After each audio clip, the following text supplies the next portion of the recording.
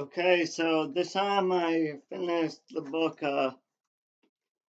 Nothing to Envy, Everyday Lives in North Korea, and the title indicates that the people who live in North Korea, they are convinced that they're nothing to envy from other countries. Like, I mean, one of the characters is a school teacher in North Korea, and she teaches a kindergarten class, and they sing songs about how Kim Jong Un is so great and like they have nothing to envy from the outside world because they think everyone's even more poor, even poorer than they are. But well, no, it's because North Korea is the last bastion of true communism. That's one of its points, but it's um I think more than communism, it's the country of North Korea is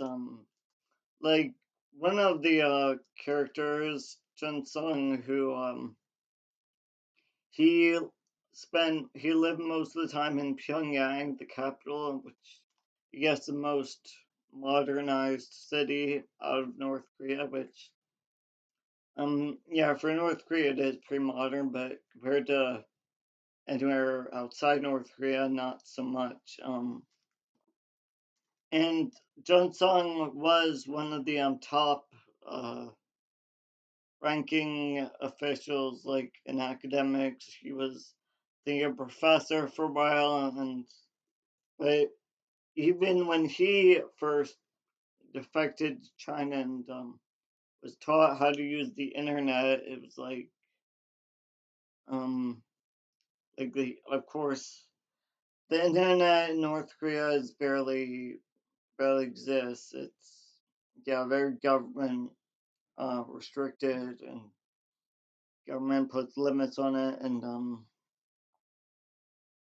but of course in China it's a whole different world and so I don't want to reveal too much but just say the author Barbara Demick the author Barbara Demick was a South Korean journalist, a foreign correspondent for I think New York Times and so she did got to interview several defectors, people who originated from North Korea but were able to cross the Tumon River at one or multiple events.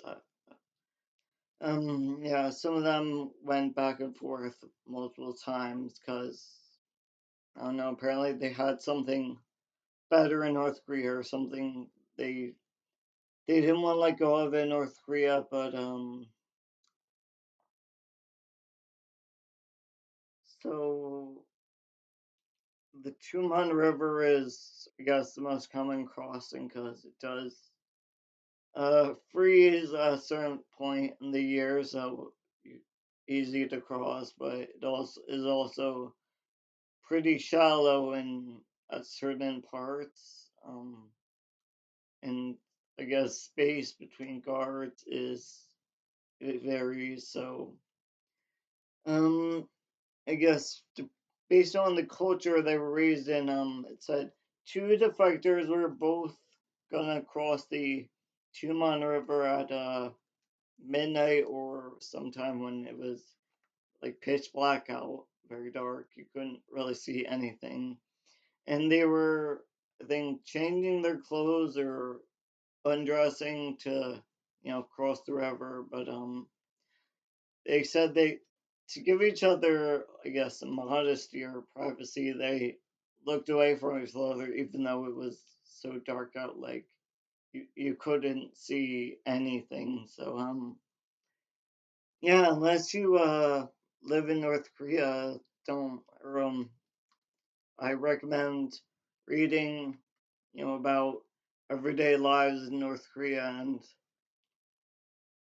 how the Kim regime is really brainwashing everything. I guess it gives you a better idea of how like totalitarian regimes can, do the brainwashing and easily control people. So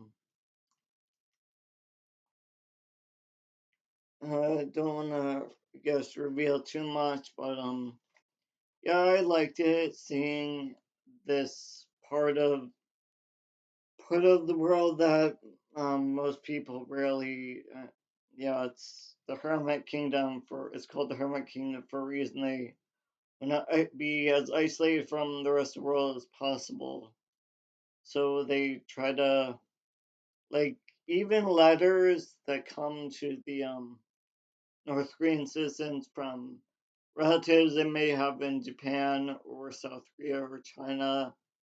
Like, of course, the government intercepts all correspondence and they will doctor it to, get rid of any information that may incite defection or, like, distrust and not not liking the dynasty that's in control. It was just one of the characters. I think one of the only reasons he left North Korea was he was able to get a TV to um, pick up South Korean frequencies, so it did play some South Korean TV. And late at night, he listened to it. Like, of course, he went all the way. She stuck his ear near the next to the place where the sound came out of the TV, and he put the volume at just loud enough to be audible to barely hear it. So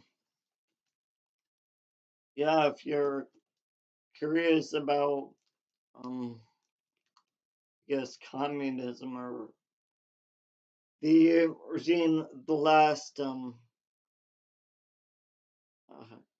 guess bastion of a totalitarian dictatorship that's doing the most brainwashing to their people, and I think even more people, coming to a better understanding of the conditions in North Korea would, by reading this book, I think that would bring us closer to reunification. So I guess everyone in South Korea, that's their main concern, their dream, their base wish is for Northern Korea and South Korea to be just one Korea, to no longer be two separate sides that are as different as cats and dogs.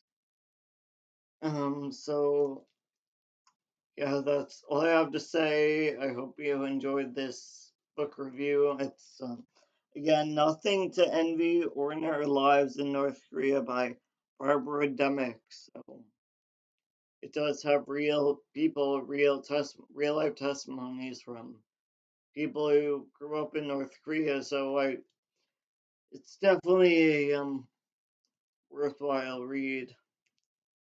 A glimpse into the world that's where the people in charge are